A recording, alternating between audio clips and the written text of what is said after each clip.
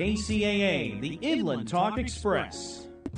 Welcome to The Mortgage Voice with Jeff Barton, your voice in the mortgage industry. Each week on this program, Jeff and his guests share their expertise, personal anecdotes, and the latest industry news to keep you in the loop. Now, to provide you with insight and help you navigate the consistently changing world of real estate lending, here is your host for The Mortgage Voice, Jeff Barton.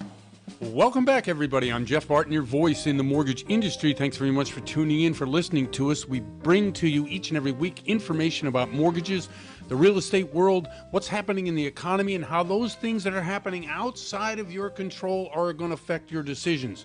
That's kind of what we talk about, certainly in a couple of sessions, a couple of different sections that I am the only guy here on the show. And then for the rest of the show, we bring in some guests that talk about programs, what specifically is going on in a particular market, and also today we're lucky enough to have in some commercial people, because the commercial real estate sector and section of our economy is something that we don't really hear much about unless you're in the business. Certainly if you're renting office space, and one of the few that are left doing that, or you're in other kinds of commercial space, whether it be hotel or leisure or storage space, personal storage space, large warehouse space. All these things are commercial real estate. Now, in the non-QM sector, we talk a lot about DSCR, which is really a commercial loan. What does that mean? It means debt service loan, so that if you're buying a 1 to 4 unit building and the rents on that particular unit can cover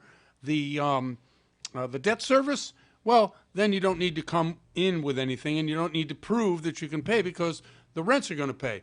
Other than that, the sector that we want to talk about mostly is office space, and why major cities around the U.S. are having very, very difficult time coming up with a way to be able to deal with those large office buildings that are continually and probably in the future going to be a lot less occupied than they are currently. So these are the kind of things we want to talk about today with Tyler when he comes on.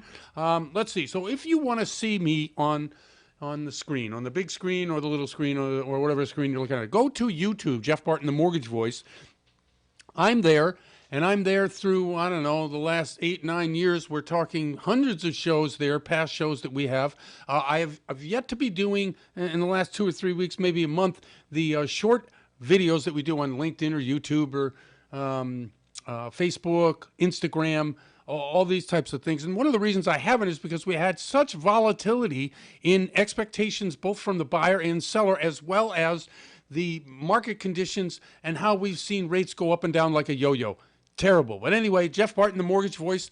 Go to YouTube, see that, and you can see, like I say, a history of things that I've been doing and what happens lately. Okay, so let's get to what the rates are, where they're going, and what they are expected to do for the rest of the year.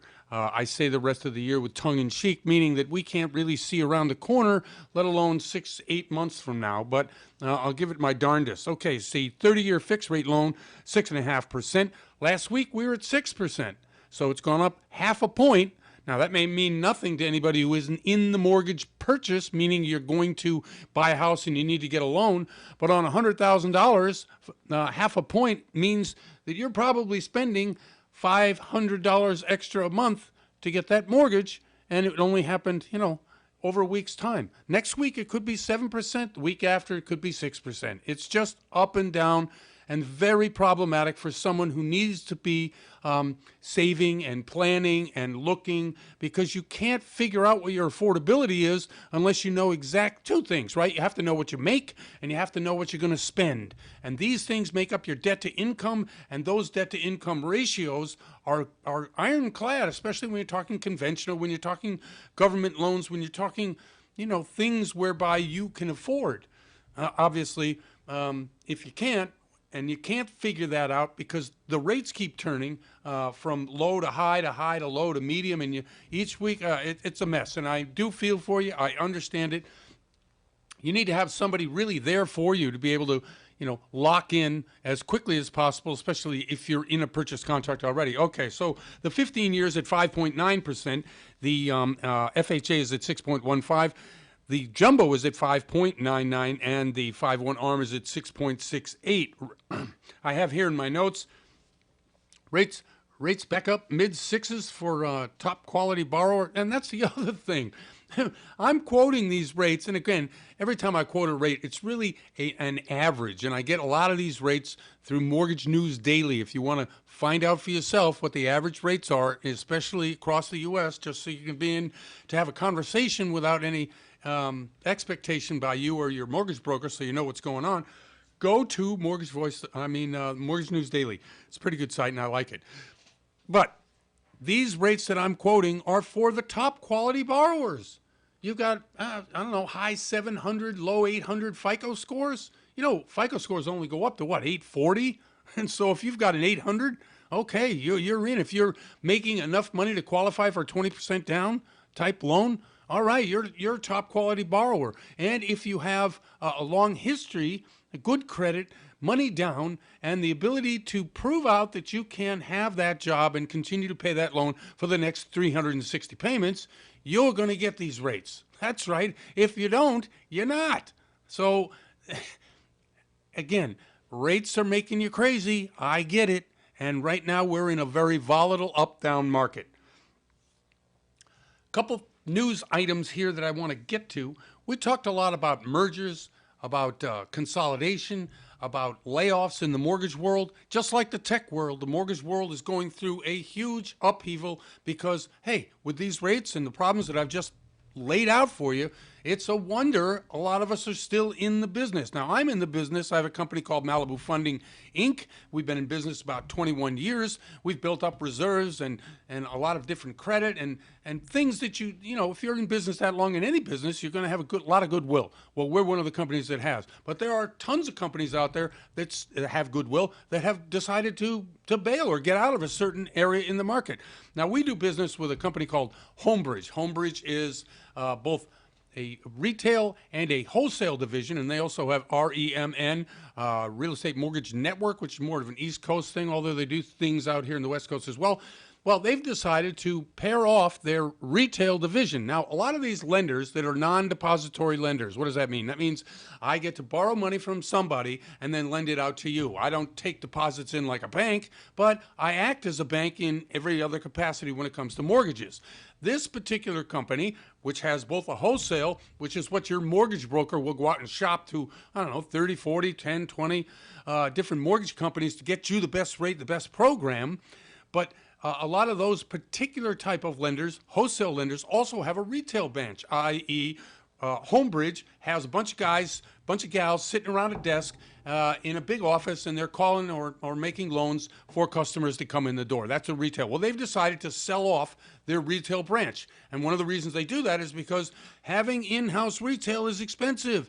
You either got to pay these people a high commission or you got to pay them a base salary. And depending on exactly how you set up your business, hey, we all know that overhead's killing businesses right now, especially in the mortgage business, which is why Homebridge decided to sell off.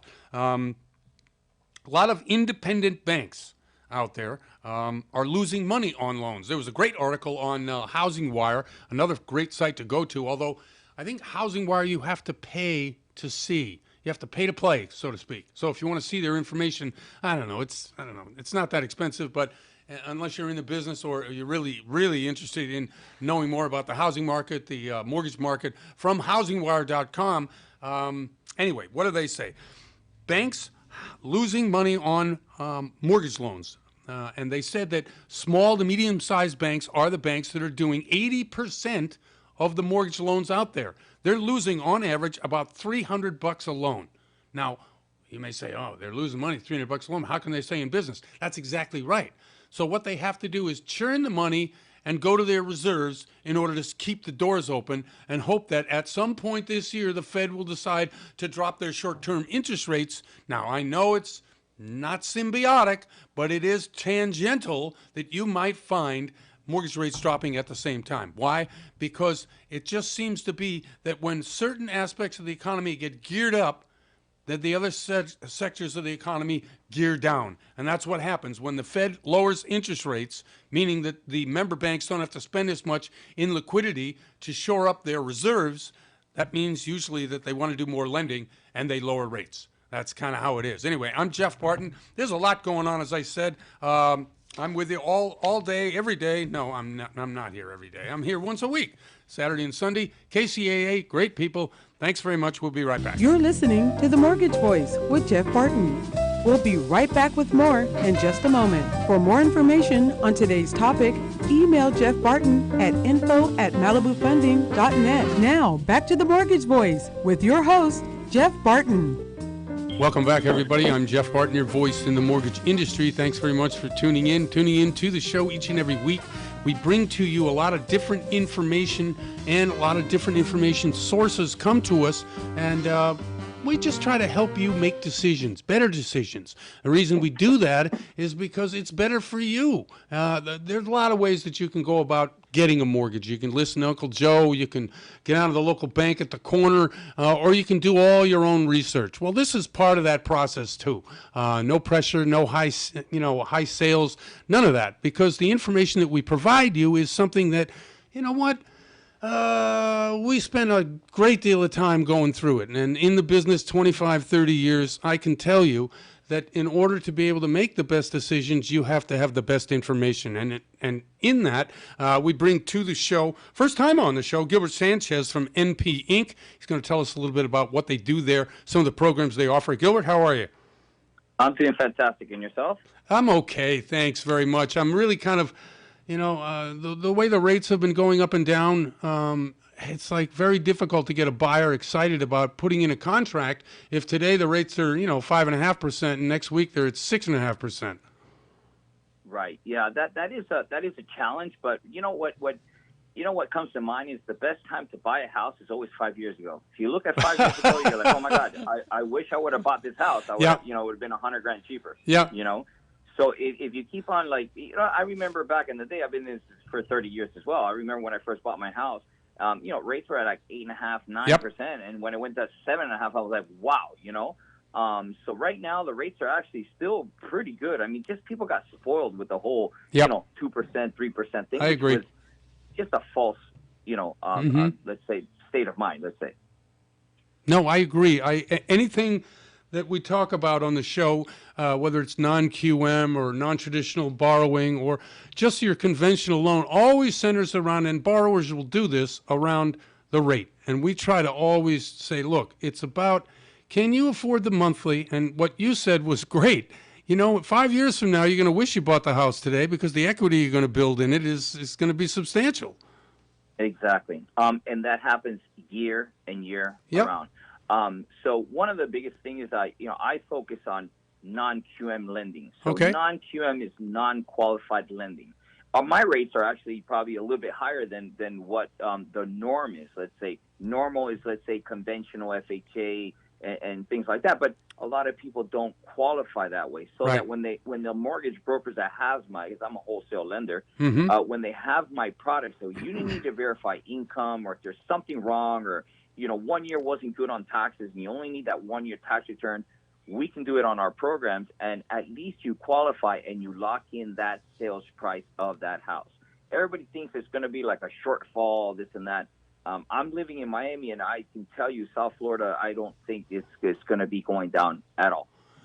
Miami is one of the cities in the U.S. where prices have really continued to climb. I think 13% last year. It was pretty amazing. Right.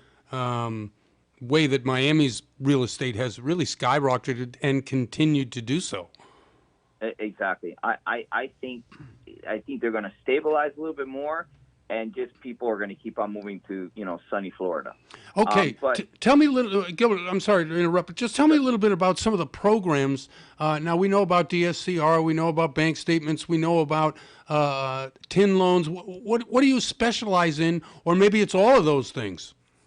Well, I specialize in all of them. Okay. Like I said, I've been in this for 30 years. But one thing about the DSCR, I see a lot of people out there on Instagram that it's just so funny because I reply to them all, and they're all saying, that the rent has to equal the payment. In reality, I have programs that the rent doesn't have to equal the payment. Right. So DSCR is debt service coverage ratio. All they do is divide the rent, the going rent, by the payment, and if it covers, that's the 1-to-1 ratio. Right. Like in our bank, we can go below that. We can go down to 0.75, and if it doesn't even get to that, we can actually do a no ratio where you don't have a job on the application, you don't have income on there, and you don't even deal with the rental aspect of it. But I mean, obviously, it's going to be at 65% loan to value instead of 80. And then on the flip side, if let's just say that does happen. I have other programs such as bank statement program. I have a 24-month bank statement, a 12-month bank statement, and a 2-month bank statement program. And the beauty of that, the rates are actually almost like conventional, and you don't need to verify income the traditional way, like by taxes. What you do is that's more for a self-employed borrower. That what they do is they average out the last 12 months or 2 months or whichever, if it's 24, it's 24. They average out the income and they have an expense ratio. So that's how they come up with your income. But that rate right now is just spectacular. So if you have something that you can't verify income, I mean, we have the product. Excellent. Now, NP, you've been around for a while out here in California?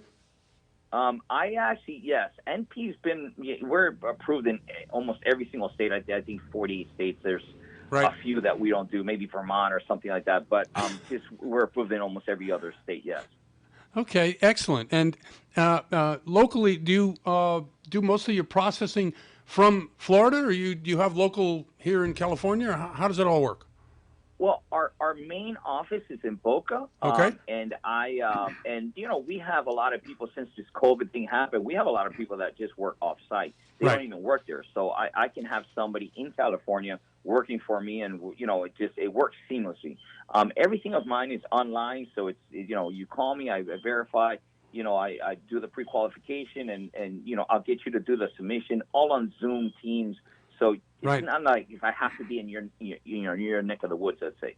Well, most of the business done nowadays is done either through a Zoom, a telephone call, a text. There's very, very few in-face, person-to-person meetings of any of the loan officers that work at Malibu Funding, the company that I work for and it sponsors the show.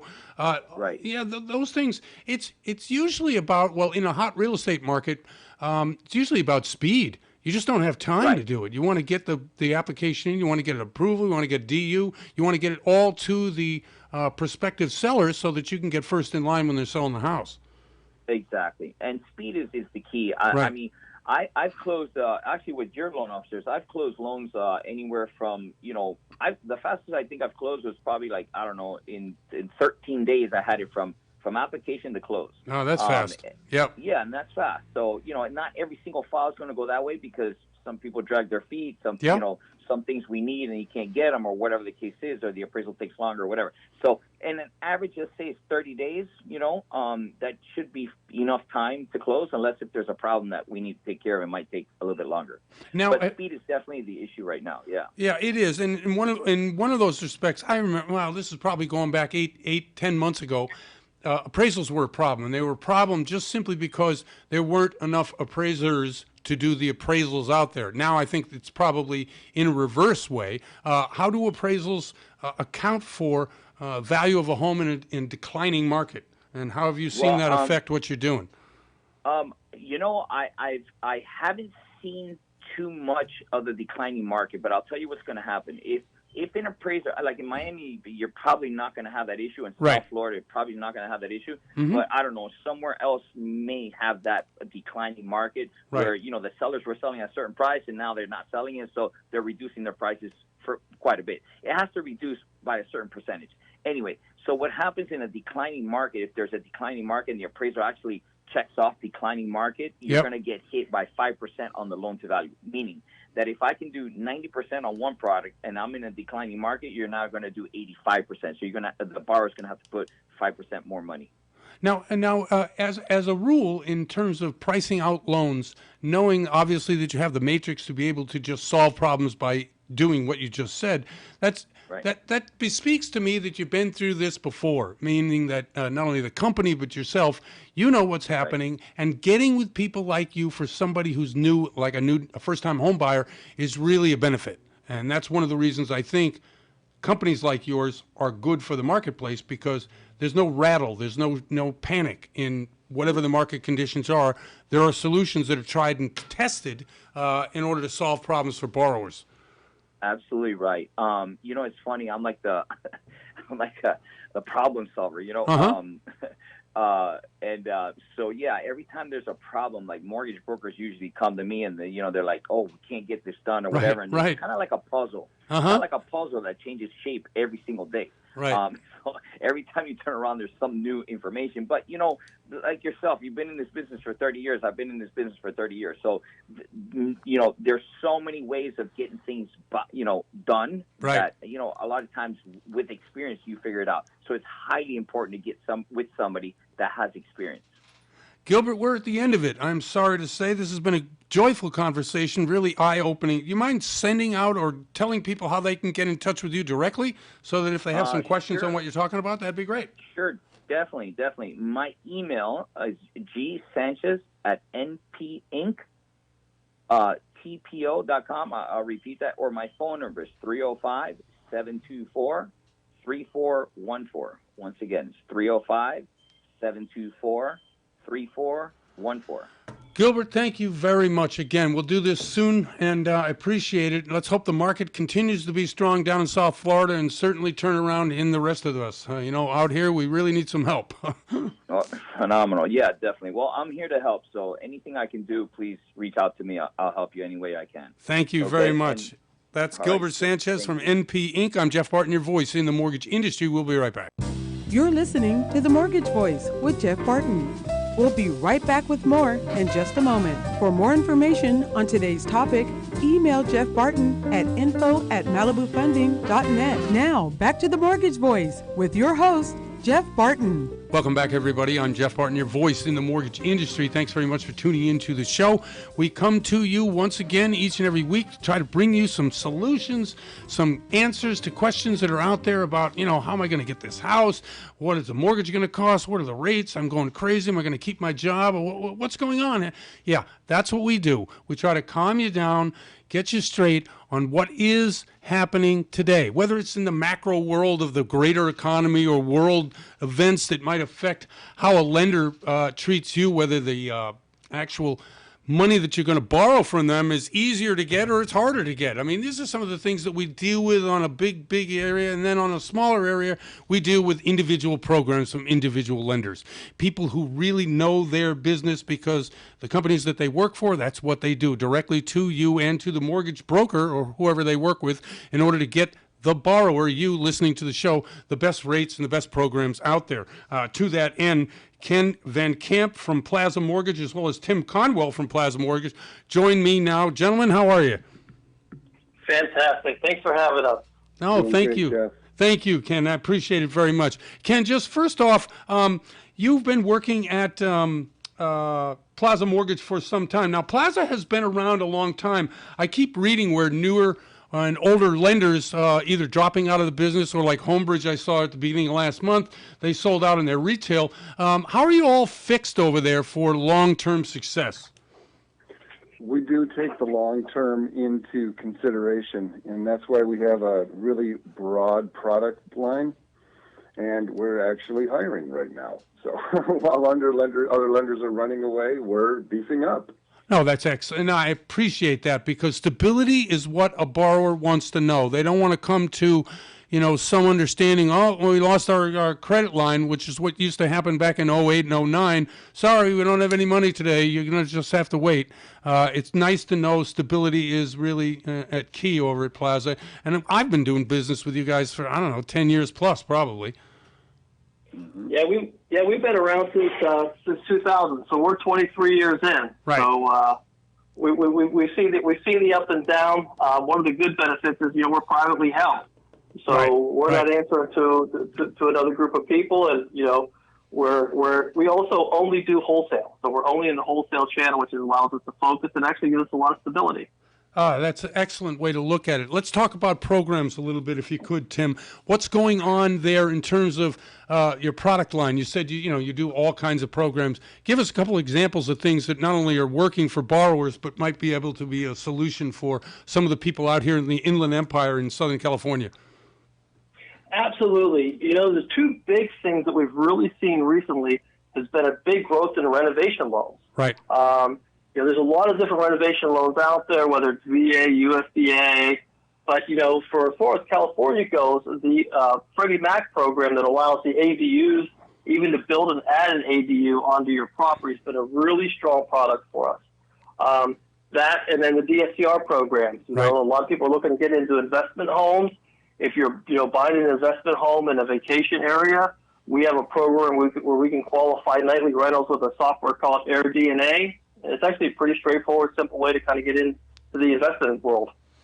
Interesting. So in terms of the pricing for both that product and the product you mentioned earlier, we see the rates like volatility and the rate volatility and the way that prices jump around. How are you fixed for, let's say, something like a DSCR loan, which is not a non-conventional loan anyway? It's more like a hybrid type loan versus what would be considered conventional type loans, 30-year fixed rate, 20% down type loan.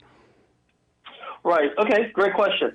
So on the conventional side of things, with the rates, they've settled a little bit and have been kind of hovering in the mid fives. Right. I mean, today 6.52 is the average conventional across the country. Right. But we've been kind of hovering in the upper fives, low sixes lately. On a regular conventional, when you're getting into the DSCR loan, like you said, it's a non-QM loan. It doesn't use as much to qualify. It's much higher risk. You're looking high eights, low nines, depending on the down payment on it. Okay, so walk us through a little bit about that DSCR program. I'm always fascinated with it just because I know that if you're out there and you're trying to build for long-term financial security, you're looking for residual income, something that you don't have to be, 9 to 5 in it every day so that you can afford your retirement when and if that comes at a reasonable age. What are the qualifications for the DSCR and how would you walk somebody through that? So the DSCR loan is really interesting because it's a business purpose loan, which is unlike most of the loans a traditional mortgage company like us would do, a traditional lender. Right. So the DSCR loan, the qualification is really just based on a decent credit score and what the rent payment is versus the mortgage payment. And as long as that's equal to or greater than 0.1 or 1, that's the qualifications. Usually you need to have some sort of history of rental. You can do it as a first-time investor. It just takes a little bit more money down. I see. So it's a fairly easy program to qualify as long as you've got your payment-to-rent ratio makes sense. Do you require that the rent payments go directly to you, or does that all get handled direct from the borrower and they just pay you directly? I know some programs require that the payments go direct, but they probably, what do they do for you? No, on these, the investor's going to make the payment. The investor, whether it be an LLC or an individual, they're going to make the payment to us. It's on them to collect the payments from the investors. So you do take loans as an LLC as opposed to an individual, or do you require on this program? Yes, absolutely. On this program, like I said earlier on, this is a business purpose loan, so it's a little bit different. Right. It doesn't quite have to follow the same kind of QM rules that other loans do. Right. As far as utility and that kind of stuff. Right. So it's a little bit more flexible on the qualifications of it, and it can be an LLC, yeah. Okay, so you follow the economy and what's happening. I don't know if this dreaded recession is ever going to come or not going to come. We talk about spreads in the bond market and how that's affecting whether the mortgage rates are going to go up and down. What do you all read? And maybe we can get Ken's opinion on what exactly where are we heading in all this? Is it still undetermined and so we play it by ear? What do you think? Well, I don't think... Sorry, go ahead, Tim. I was just going to say, I really think that it's leveling out now, finally. I think that we are going to see that we're in a recession or they're going to announce a recession. I think that, probably in the next quarter or two. Right. But I do think that rates are going to kind of level around the fives. Right. I think we may see a little bit more increase in the housing market throughout the rest of this year. But then, they're predicting early next year that values may go down a little bit, but, rates will probably follow. That's sort of the stuff that we've been reading. And that's what I've been reading too. Yep. Okay, so and it's so funny because depending, and I'm an avid watcher of all of the financial programs from Bloomberg to CNBC to MSNBC to Fox News, anything that I can get my hands on that tells me what's going to happen. And you know what? There's no consensus. It's very if you're a consumer looking at these things, trying to figure out whether you should buy or not buy, what are you telling people? There's never a bad time to buy a house. There's never a bad time to buy an investment property. If you can qualify and it makes sense for your pay, get in. Get in when you can get in. Right. listen, if rates go down in 6 months, 9 months, or a year, 2 years, you can always refinance. But, the equity of the home, you rarely ever lose that. That's there. That's permanent. It's a solid lifetime investment. And where are you guys based right now? Are you in Southern California? Where are you? Back east? The company's headquartered in Southern California. I actually work out of our second headquarters on the East Coast. So I'm actually in Jacksonville, Florida. Okay. Ken's located in Michigan. Okay, so in both of those markets, very different markets, right? Florida seems to still be booming, about 13% rise in Miami real estate last year. And up in Michigan, we're not quite sure what's happening, whether the snow's going to melt and everybody's going to float away or what's happening. It's kind of like that here in Southern California. Now, we've had unprecedented growth, but at the same time, people are nervous out here. So trying to get a read from you all, who are the experts in the field, how is volume? Do you see volume picking up? Or, as you said, we're just treading water for a bit? Volume has absolutely picked up for us. Okay. And I think it's picked up across the board for a lot of people. Okay. There seems to be a magic number out there, right? So if you could be doing loans in the 5s, a lot more people qualify. Yep. When you get loans up into the 7s, you lose a significant number of people that would actually qualify for that mortgage. Yep. So as rates have kind of trickled down over the last, a month, really, we've seen a drastic increase in volume. So to us, it looks like we're excited about spring buying, spring moving. I know there's a new consumer price index coming out Wednesday, which will kind of determine where rates go next. Right. But, strong feeling that they're going to either hold or dip a little bit, and hopefully really encourage some strong buying in the spring, which is a great opportunity for consumers. Ken and Tim, thank you very much for coming on the show. We're up against the clock, but I want to give people an opportunity to contact you directly. If one of you or both of you can shout out a way to do that, that'd be great. Go ahead, Ken. My cell phone's the best way to reach out to me, a text or even a call. My number is 248-508-4249. Okay, that's Ken Van Camp. He's at Plaza Mortgage. Tim, you want to chime in, or are you going to leave it the way it is? Absolutely, yeah. So my name is Tim Caldwell. I'm the division vice president here at Plaza Home Mortgage, and you can call me on my cell phone as well at 904-535-0923. Gentlemen, thank you very much. Let's do it again soon. Love the answer and the enthusiasm. I love the fact that you guys think market's going to be great. Thank you very much for coming on the show. Thanks for your time. Appreciate having us. Thank you. Thank you, Ken. Thanks. That's Ken Van Camp and Tim Conwell from Plaza Mortgage. I'm Jeff Barton, your voice in the mortgage industry. We'll be right back. You're listening to The Mortgage Voice with Jeff Barton. We'll be right back with more in just a moment. For more information on today's topic, email Jeff Barton at info@malibufunding.net. Now, back to The Mortgage Voice with your host, Jeff Barton. Welcome back, everybody. I'm Jeff Barton, your voice in the mortgage industry. Okay, earlier in the show, I talked a little bit about commercial real estate and about what happens in markets like we have now and what happens overall when the economy changes and the way people's lifestyle changes and the stay-at-home crowd. So I'm just going to read a little bit of what this Swampa Ramsawama from USA Today said in an article I read yesterday. PIMCO defaulted on loans in buildings in California, New York, and New Jersey. Brookfield, which is the largest office owner in L.A., defaulted on 2 buildings. The dwindling demand for office space, small and medium-sized banks account for 80% of commercial real estate lending. Prices could fall 40%. Okay, that's a mouthful right there. Joining me is Tyler Sinks, and he brings us his professional opinions from Tyler. What's the name of your firm? For Acadia down in San Diego. He's been down there for a number of years. I think, 10 or 11 years you've been there? Yeah, something like that. Okay. Yeah, 11 or 12, I think, at this point. Okay. So you heard what this guy said from USA Today. Obviously, news is news. What's the situation down in your neck of the woods, and where do you see it heading? Yeah, well, thanks for having me on, Jeff. Sure. I'd say this. I'd say that the apartment world, which is kind of where I spend most of my time with multifamily, right, is still relatively strong. San Diego has fared a lot better than some other markets, primarily because pricing didn't kind of fluctuate nearly as much as it did in other parts of the country like Phoenix or Tucson, Arizona, or Las Vegas, some of the boom-bust markets. Right. So, San Diego has kind of weathered the storm recently fairly well, although obviously we're not immune to the interest rate hikes by the Fed. So we are seeing pricing beginning to kind of turn over a little bit. I'd say kind of year over year, we might be down maybe 10 to 15%. Okay. Which is a bit of a change. I mean, obviously the last, decade plus, we've seen prices continuing to appreciate. So to actually have prices kind of go the opposite direction for the first time in a while is a little shocking. But relative to other markets, I'd say that, San Diego and Southern California, for that matter, are definitely faring far better than some other parts of the country. Okay, so as prices go up, what happens to the cap rate? And if prices go down, what happens to the cap rate?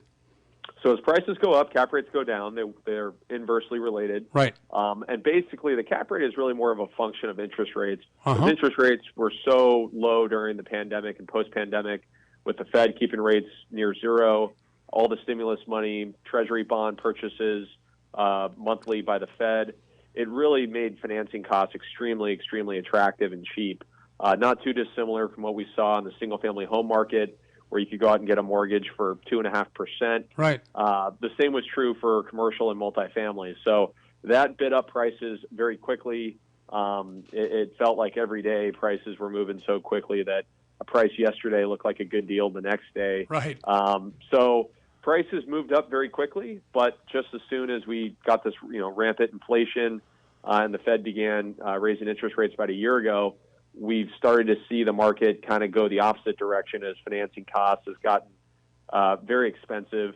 And at the same time, rent growth has also slowed down a lot, and that's probably something that shouldn't be overlooked. Rent growth has really kind of kept the party going for a lot of these apartment and commercial real estate owners.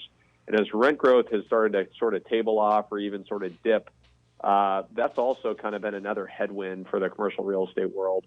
And then you have things like office space that's been vacant with remote work and folks Right. not wanting to come back to the office.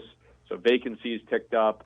Some of the urban multifamily in like downtown LA or downtown San Francisco, downtown San Diego, et cetera, is sort of suffering now because those workers are no longer living and working in downtown. They're choosing to live in the suburbs or other parts of the country that are less costly. Now, in San Diego, do you find a lot of apartments in general in the downtown area? I didn't think there was that many. Maybe there is. Tell me.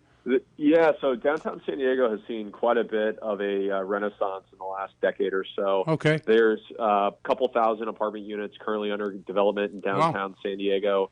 There's been a few that have come on recently in the last year or so as well. So there's been a pretty big resurgence, mostly on the supply side in downtown San Diego. So if you were to fly into the airport or drive to a ball game at Petco Park, you'd see 15 to 20 cranes in the air downtown. 90% of those projects are multifamily projects. I see. And these projects have probably been in the work for 10 years, right? I mean, just to get entitlements through and to begin construction probably takes you a good 4 or 5, 6, 7 years. Yep, exactly. And in the amount of apartments coming online or supposed to be coming online, does this really put a dent in what you need in terms of total housing units down there? Is San Diego one of those cities where you just can't keep up or catch up to what the needs are, or is it just the opposite? You have more than you need?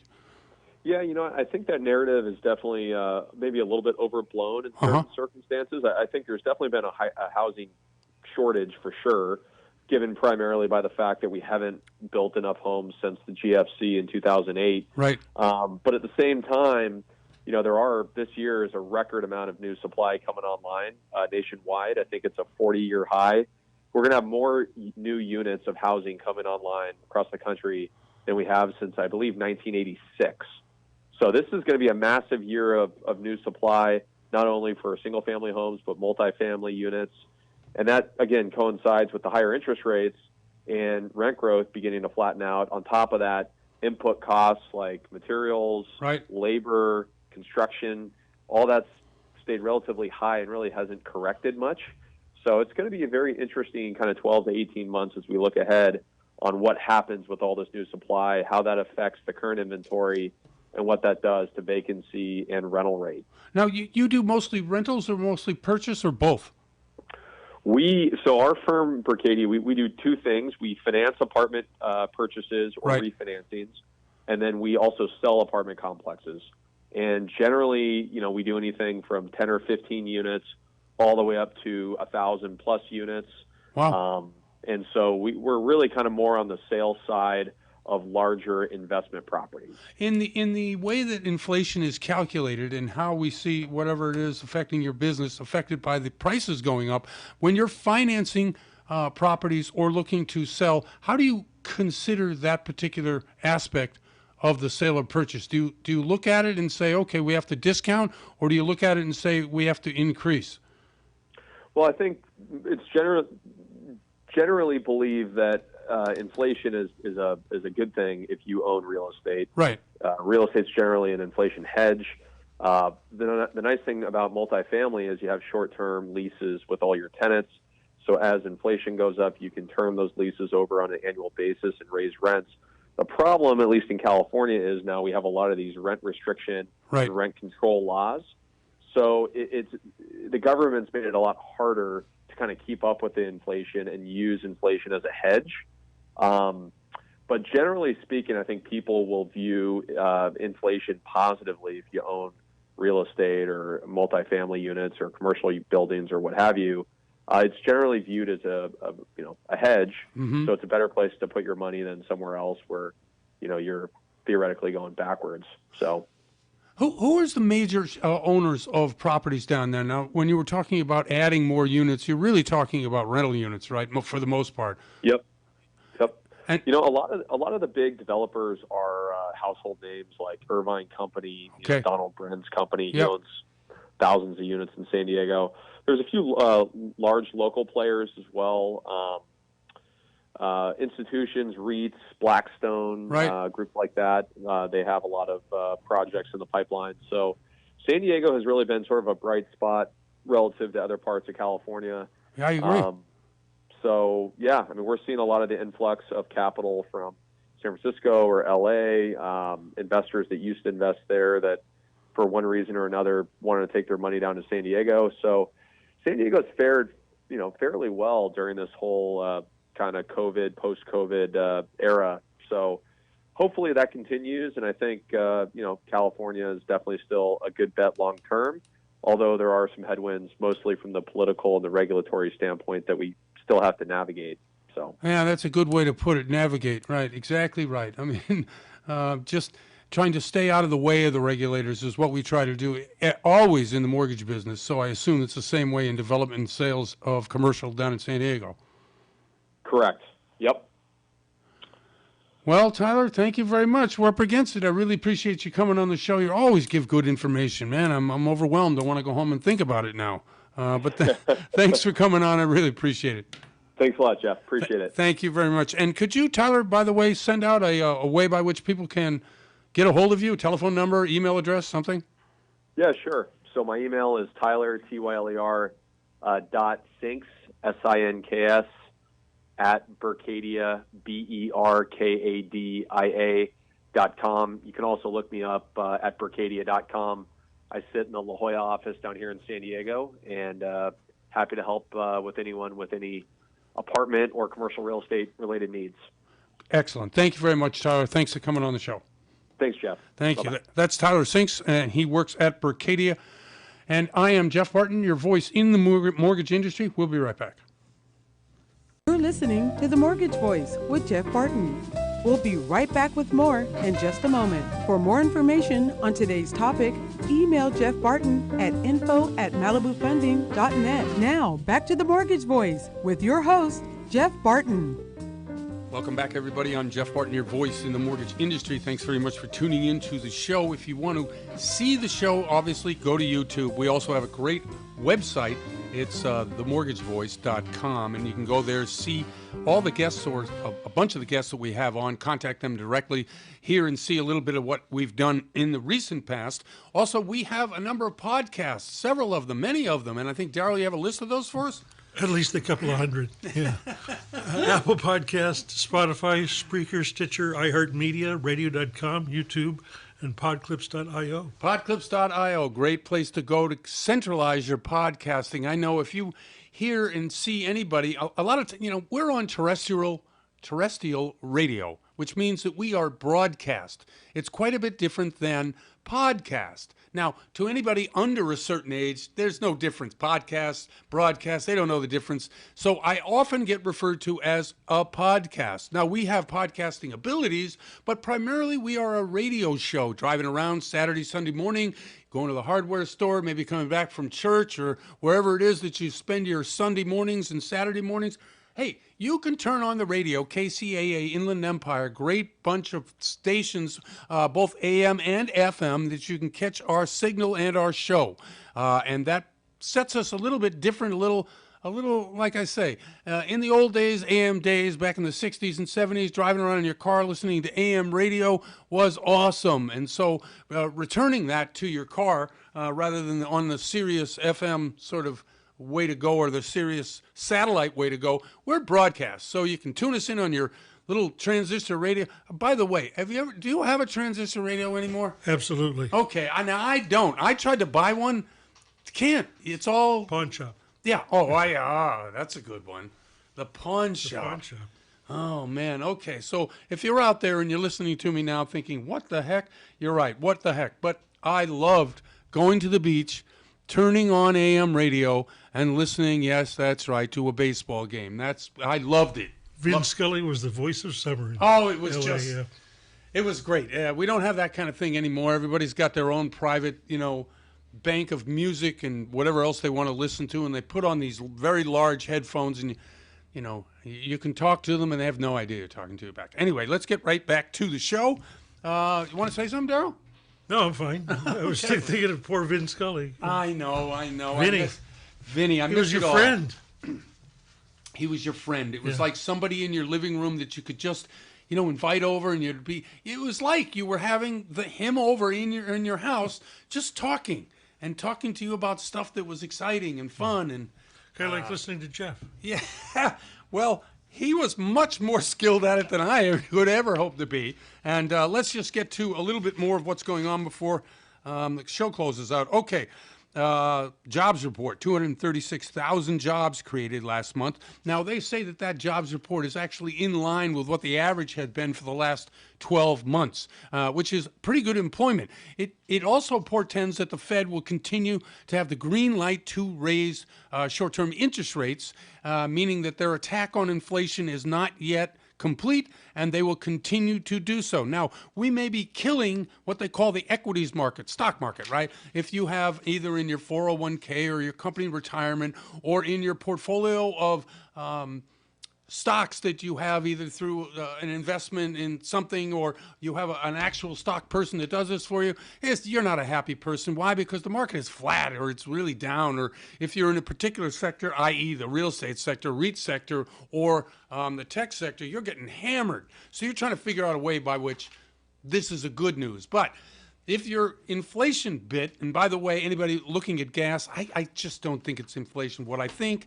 and I've said it many times before, is that sometimes large corporations take advantage of things that really they shouldn't be doing, especially somebody who needs to get to work and they have to drive their car, and the gas is now back up to $5-6. I went to a place today, $6.15. I was like, how can this be possible? How is that It just drives me absolutely insane. Okay, so the Consumer Price Index looks like we're going to have 0.3% increase year over year at month over month, and at about 5.2% annually. That's down, but not down enough. Now, when we were up at 9%, this is going back 6-8 months ago, 9% inflation, and we were just freaking out that the inflation hadn't been this high in 41 years. Well, it's been cut in half.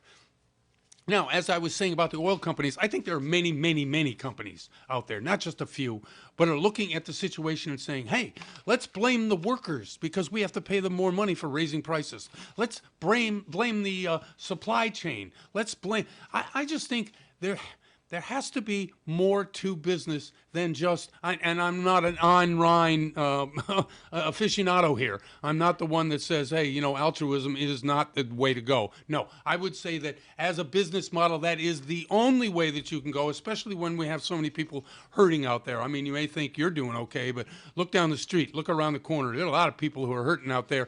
And inflation, as well as, other things rising in costs, really hurts. So I'm one for a little bit more altruism, a little bit more less seeking profit than some others. Now, don't get me wrong, capitalism's great. I've been living my whole life on it, so that's not the issue. It's just, hey, come on, let's help somebody else out there. Okay, the SVB Bank and the Signature Bank failures fades into the minds of the public. This is what happens when we're on, I guess it started, maybe 5-10 years ago.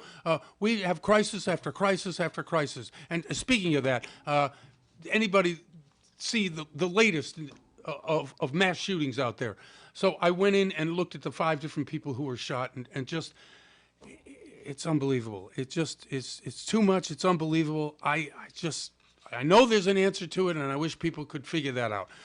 It's just horrible. But we seem to jump from crisis to crisis, either economic crisis, banking crisis, mass shootings, and it's just on to the next thing, on to the next big thing. We, have all these different things that happen and occur, and we can't seem to focus on any one of them to solve any of these problems. And there are major, major problems out there that need to be solving. One is housing affordability. 2 is houses in general. Where are they? How come we're not building any? Why is it that all of the builders out there have gotten such cold feet because they don't want to get caught like they caught in 2004, 5, and 6, building too many, and then all of a sudden they're hurting in 7, 8, and 9.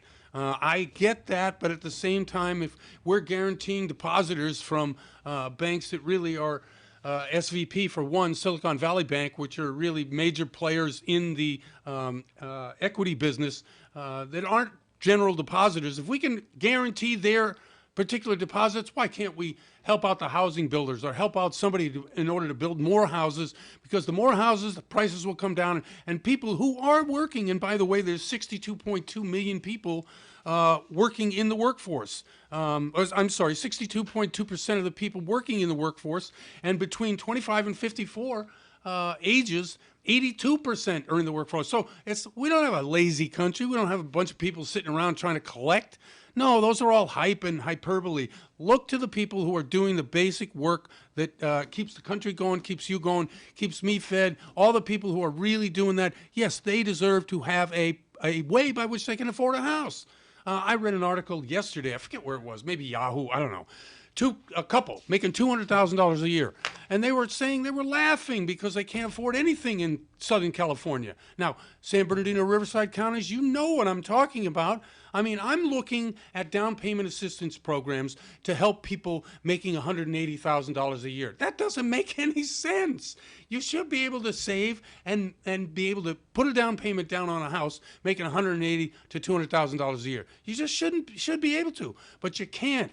Even in those communities, down payment assistance programs, and one of the favorite ones in California, the CalHFA program, just went bust in terms of the amount of money they're able to lay out for those people who are into the 20% program. That's right, we had it last week. We had Tomas Trujillo on talking about the 20% down payment gift that they were giving you in the CalHFA program. Well, I think there was, I don't know, what did they say? 2,000 loans that could have been done through that program according to the amount of money that was available, and ran out of that money in like a week and a half. It's just unbelievable. Obviously, there's demand for it. Obviously, people need the money in order, even if you're making $200,000 to afford a house in the IE, San Bernardino and Riverside counties. Okay, that's a big soapbox. I'm going to get off it now, go back to my guests who really know what they're talking about. I'm Jeff Barton, your voice in the mortgage industry. Thank you very much for tuning into the show, and we'll see you next time.